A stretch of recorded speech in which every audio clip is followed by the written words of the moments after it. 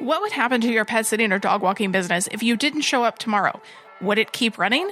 Think about it. Would clients still get care? Would payroll go out? Would marketing stop? Or would it all collapse? We are doing a 2-part series on this. Part 1 is going to be about why this is so critical and 4 of the steps to take.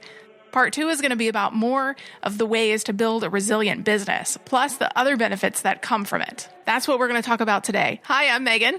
I'm Colin. We are the hosts of Pet Sitter Confessional, an open and honest discussion about life as a pet sitter. We hope that wherever you are joining us in the world today, that you are having a great day. We thank you for listening. We'd also like to thank our sponsor, Pet Sitters Associates, and our lovely Patreon supporters who love the podcast, have listened for a few episodes or a long time, and they want to keep the podcast going to 1,000 episodes and beyond. If you are listening and you're thinking, well, I don't want the podcast to stop. I get a lot out of it. I enjoy listening to other pet sitters tell their stories and hear what the lessons they're learning. You can go to petsitterconfessional.com/support to see all of the ways that you can help the podcast out, and we appreciate every one of them.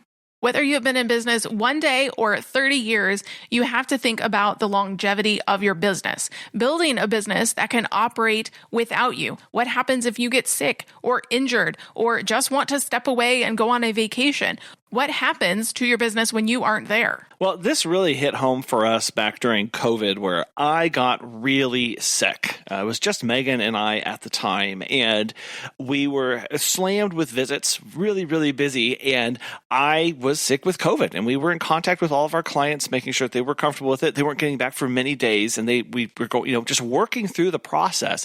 And I'll never forget, I was doing a series of visits in the afternoon, and I was just really dragging. And in the basement of this home, they were doing this big renovation, and they had a mattress in the basement of this house.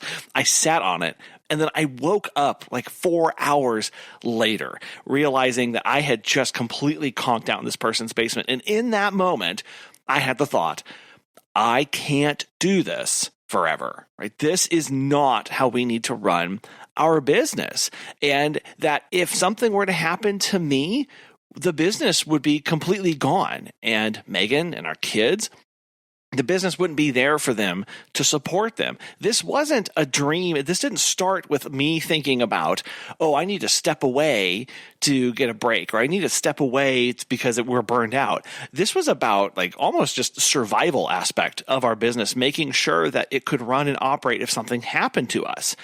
Now it's more about that balance, the resilience, the freedom that we can get out of our business. But it started back with just a very real implication of, if I couldn't show up for visits, what was going to happen to our clients and our business?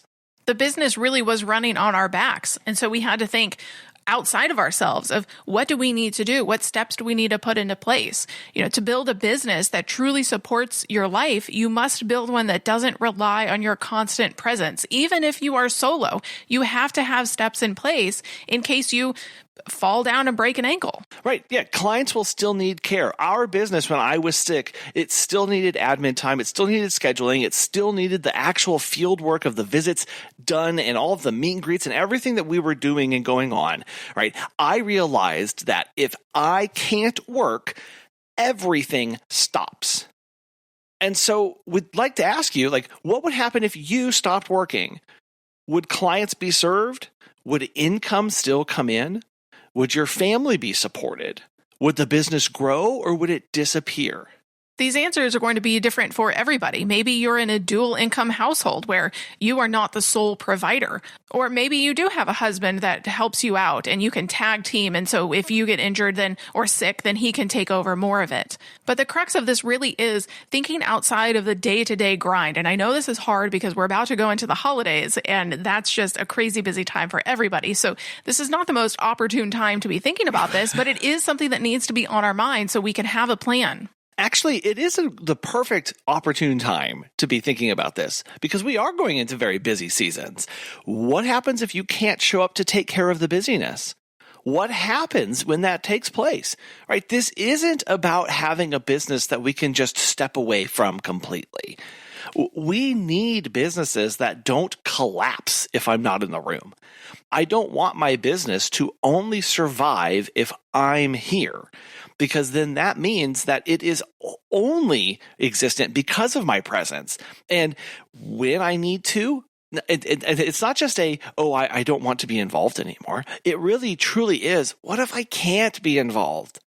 What then happens? And we're not just talking about field visits here. This could mean any of your admin work, payroll, who does the scheduling, who approves the visits in your software, who's taking the phone calls. There's so much more than just the dog walking and pet sitting that needs to be done. So have you trained somebody else on your payroll, or at least told them the name of your payroll provider? Or do they know what software you use? Do you have a trusted friend or another pet sitter friend who uses the same software or is familiar with your business structure in some way? Yeah, I mean, I know for us, like if something were to happen to Megan and I, right, like we have things in place to make sure that all the assets and everything are taken care of and our kids are going to be cared for, but we also have to plan for oversight of the business and operations of it there, right? This is not about just having a fully passive income. Megan and I love what we do.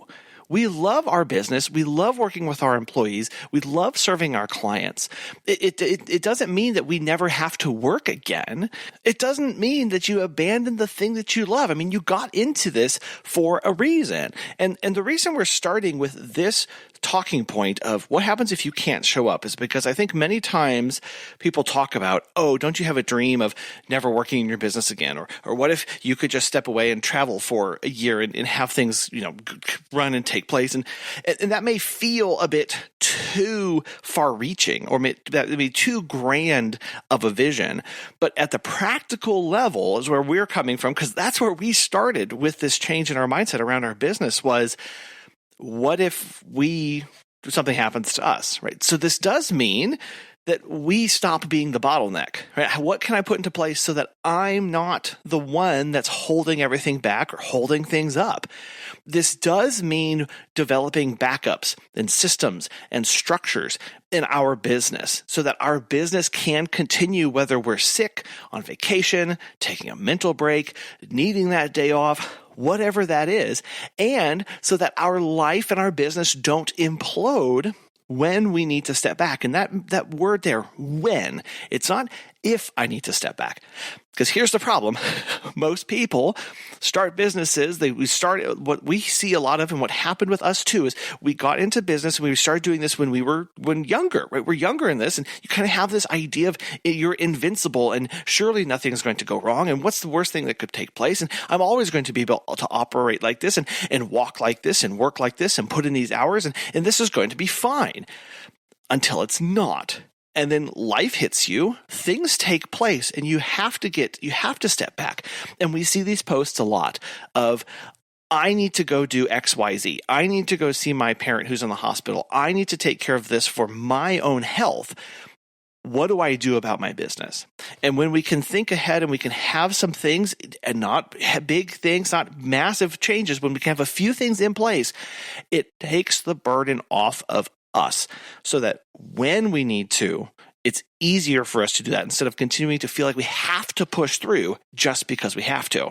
A lot of times we don't think about this until we have that, oh crap, a moment. I have to do something immediate right now. I have to find coverage. I have to give this task over to somebody else because I don't have the capacity to take it on because I have my medical emergency or a family medical emergency.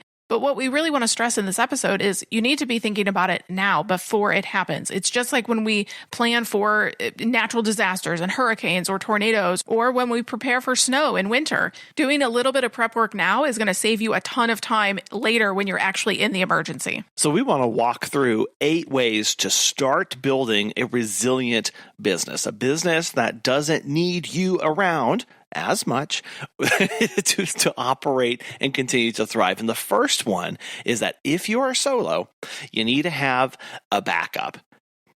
We see a lot of people who kind of have this mindset of the backups are only for bigger teams. That's whenever you get multiple employees and they're covering different shifts and they're doing different walks, and that's whenever you have backup. Or you may be saying, well, I don't want to refer out to another company or another sitter because, well, my client may go to them, may like them more. And that's the hesitation that we have. And while, yes, of course, that could become a reality, but if you have a genuine connection with another sitter or walker, they're going to point back to you. Yep. A solo sitter without a backup is just one emergency away from losing everything and having a real catastrophe on their hands. A real backup means, and what we're talking about here is, have that person that you can reach out to, whether that is another sitter or a family member who can step in and take over. But a true backup is someone who knows where to find the client info. They understand the basics of your routines and your expectations. And there's someone who can step in during sickness, injury, or that family emergency that you have to go take care of. There's someone who knows how to conduct and who to contact in case of an escalation or when things get worse. They know your policies and procedures, which, spoiler, means that you have policies and procedures for them to find. But it's that person that you can lean on and contact and say, I'm in a bind. I need to take care of this thing. I need you to step in so that care can continue for my clients while I'm away. Yeah, a backup doesn't really do any good if they don't know where to find the key, or you have so much institutional knowledge in your head and you don't have anything written down that they don't know even where to go to look for to find the key because it's in your head. And communicating this to clients also builds trust in you because your clients will see that you have thought through these procedures. You have thought through the worst case scenarios. So it gives them peace of mind, but it also gives you peace of mind as well. Even if they never have to step in, and we obviously never want to have to contact our backup person, but even if they never step in, it changes how you operate. It changes how you approach situations. It starts kind of eating away at our proclivities to just try and do it all ourselves because we know we have some help standing over here ready to step in. When you are building a resilient business, you have to have insurance.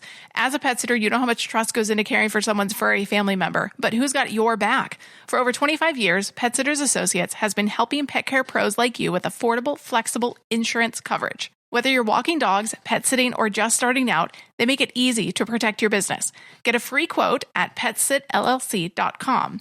As a listener of Pet Sitter Confessional, you get $10 off your membership when you use code Confessional at checkout. That's petsitllc.com because your peace of mind is part of great pet care. Building a resilient business may mean hiring employees and having backups for them too. We are huge proponents of the team-based system and we use it in our business. Hiring is great, but hiring without redundancy really puts you right back at risk. The one-for-one model, one client to one sitter, is potentially a dangerous thing. So we really believe in cross-training your teammates, having them do multiple clients, maybe all of them. Everybody can do everything. There are multiple people who can serve the same neighborhood or the same client type or the same clients. People who can share duties during vacations or emergencies. If somebody gets a flat tire, somebody else can sub in. You can just add it to their route. Having a true team-based model means you are less vulnerable to those emergencies when they do come up. If somebody is vomiting and sick and calls out, well, okay, I know that I have a backup for them. The systems, not personalities, run the business. I know I have a backup for them because I know that these systems, not the personalities of the people, run the business. Yeah, they've all been trained in the exact same way. So regardless of whether I have Ann or Stan or Dan or whoever steps in, they are going to do the exact same way as everybody else. And it's not, oh, well, only this person can do this one thing. And if one sitter quits or if they get sick, if they move, the entire business shouldn't collapse. And this is where you as a business start going in, okay, how to become resilient, how to become redundant in this thing of going, I really want to be careful about the key players that I have in my business. I need to make sure that they are, strategically placed, but I'm not reliant on the one person who can only do these 5 clients over here. That really puts you at risk if something were to happen. We need to remember that we are building capacity in our businesses. We are not building dependency because that is what will put you in a bind every single time. Hiring employees is one of the hardest things that you will do in your business, but even harder is handing off the admin tasks. It's one of the hardest steps, but it really is essential. Most business owners, they hand off walks and the pet care side of things first. It's a natural step. We get out of the field, we focus on the admin. And the admin is usually the last thing that we release because we feel it's the most important. The payroll, wow, yeah, that's a big step of somebody having the actual money to pay people. The administrative side of things often includes scheduling, client communication, billing and invoicing, accepting new inquiries, taking phone calls, routing messages, handling emergencies, updating the SOPs, shooting videos and content for social media or just even internally, organizing client info, having team meetings. Handing off of admin tasks really takes courage because this is where the business brain lives, the nucleus of everything that the business does and breathes and contributes back into the community comes from this admin side. So while, yeah, of course, it's hard to trust those first few employees with your business, your baby that you've grown from birth, but now you have to do that with the admin side, the whole financial and scheduling enchilada of things. Once you do it, though, you suddenly free up hours of that mental load every week that you were carrying around of, okay, I know that Jan is going to answer the phone calls during the day and I'll take the night, or maybe I just have the entire load taken off. Now, obviously, you'll have to have checks and balances and scripts to give your person, but you create the business then that isn't reliant on you answering every ding of the phone. Well, and you bring up a good point there, Megan, of this step, while scary, many people think, well, I have to go all in or nothing. I need to hire that full-time manager or I can't do it at all. Instead, going, can one person be trained on some of the systems some of the time? Well, and that's a lot of what we think about with employees too, right? Well, I have to have a full-time schedule or they're not going to be happy. Well, no, we are proof pudding where we hired somebody with absolutely zero clients in a separate service area, guaranteed 0 hours for many months until we could get a client. So you don't have to have a set number of hours for an employee to give them dog walks and pet sitting. And it's the same thing here. And maybe this admin position that you have is kind of an off and on thing as you need it, as you need to step away, as you need to go on vacation, as you need to go to conferences, as you need to have that time to yourself or on set days of the week and set time blocks. That's what you get to decide and create for yourself. But the benefit here is not, again, we're not trying to create something where, okay, I don't have to do anything anymore. Well, I am trying to create something where if I need to step away for whatever reason, I have someone I can tap on the shoulder and they can turn and start operating the business and continue it running while we're not there. To have that resilient business, you need to systemize the in your head knowledge. Again, what I was talking about of it's with the key knowledge of where to get the key is all in your head. Get it out.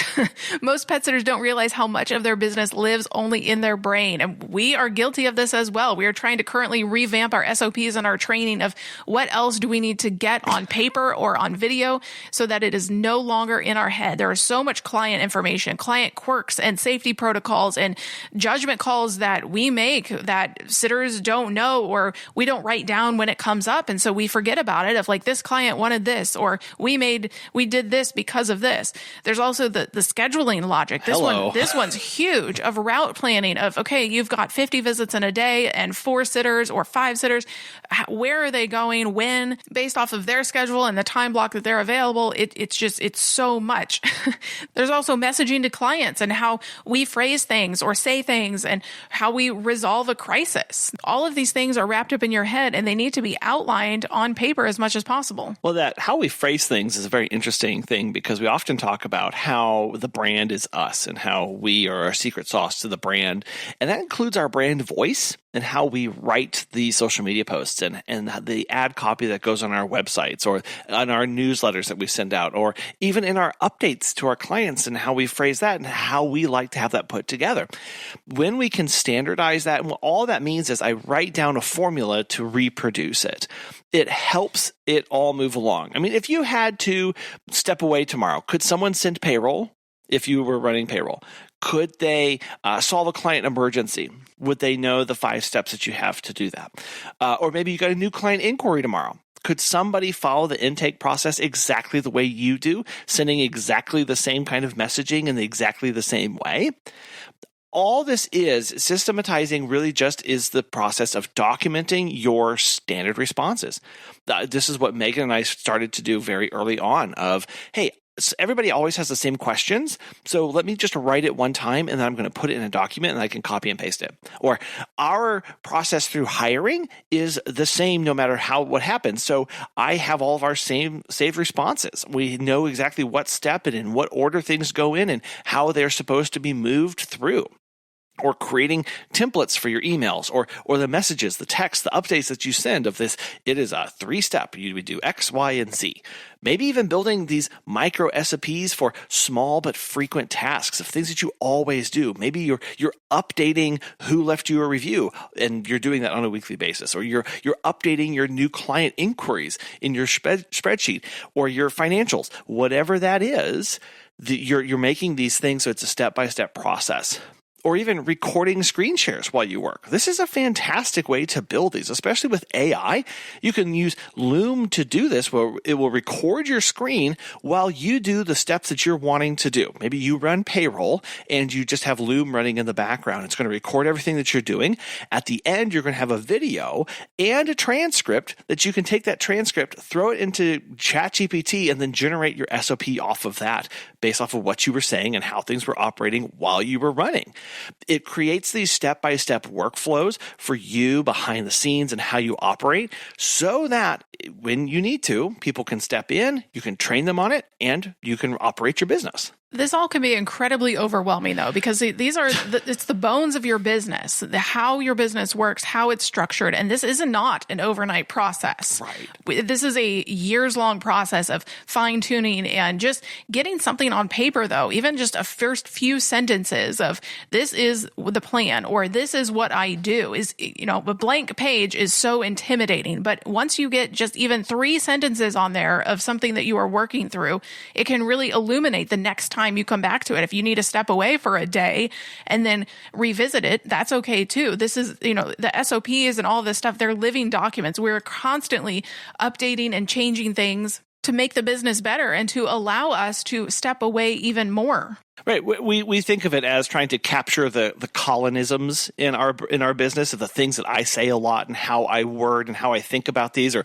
the Megan mindset of the route planning and the scheduling and these logic steps that she works through. We need to get these written down so that our business becomes scalable and teachable, because now we can point to, hey, how do we schedule? Here's the Megan mindset and the logical steps that she goes through. Learn these. Step 1, 2, 3, 4, all the way out to infinity. You can teach that to people. It does feel like that sometimes, right, yes.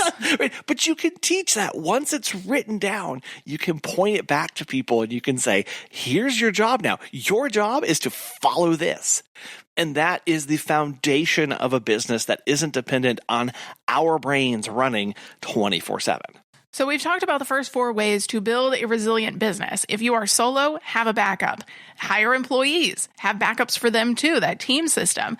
Then handing off admin, which is one of the hardest steps, but crucial, so that you can do the 4th step of systematizing the in your head knowledge, getting it out of your head, telling other people, writing it down. We have so much more to say about this and another 4 steps for building a resilient business on next week's episode. We would love to hear your thoughts on these, how you have implemented these in your business, or if you are still nervous to do so. And it's okay if you are. You can email us at petsitterconfessional@gmail.com or look us up on Facebook and Instagram at petsitterconfessional. We appreciate you taking your time today. Thank you so much for listening. We also want to thank our sponsor, Pet Sitters Associates. We will talk with you next time. Bye.